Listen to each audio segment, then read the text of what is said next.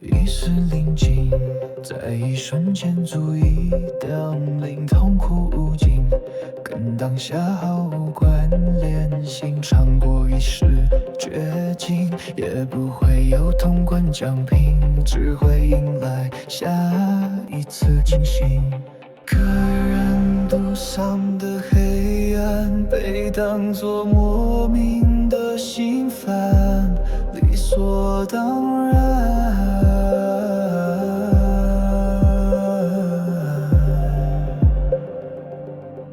崩溃边缘，一根稻草也很危险，挥之不去的梦魇，谁也看不见的深渊，碎念，谁也听不见的抱怨，已经极限。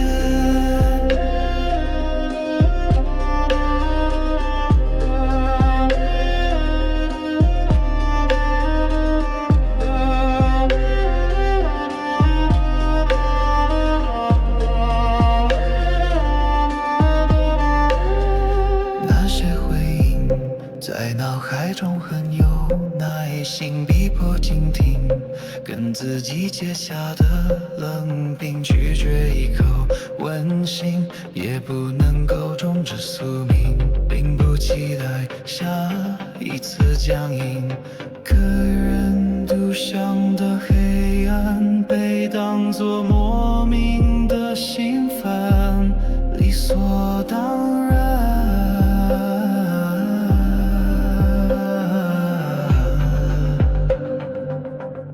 崩溃边缘，一根稻草也很危险，